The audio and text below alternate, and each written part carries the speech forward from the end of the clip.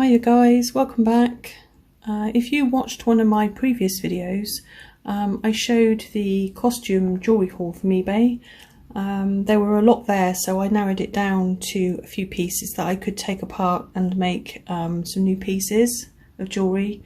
I have actually narrowed it down even more and chosen these ones. So I've got lovely greens and sort of greys and sort of turquoises and some sort of crystally clear ones. So what I was thinking is making a long necklace with a matching bracelet. So hopefully that will be nice. So I'll take these apart now and see you in a min. Hiya, I'm back. So we have a few lovely beads here, lovely colours. I have added some from my collection, and I'm going to be using these gold seed beads. Also on one of the bracelets there was this bird attached to the toggle clasp, so I'm going to reuse that one. It's not a hollow one, it's pretty solid, double-sided, which is even better. And not sure about the yellow yet, but we will see. And the wooden one here I will be adding as a focal bead at the bottom of the necklace.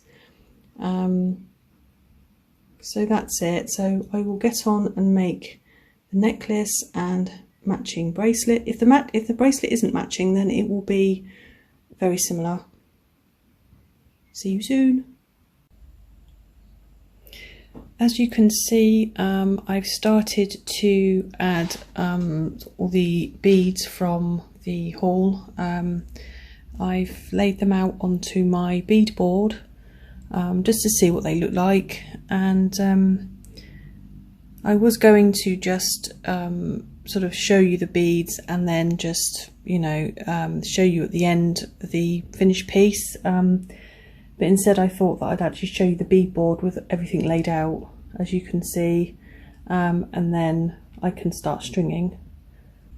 This is the necklace so far. I've added a few seed beads in between each bead at the bottom, and then sort of added 5 in between going up the necklace. I will string a bit more and be back soon.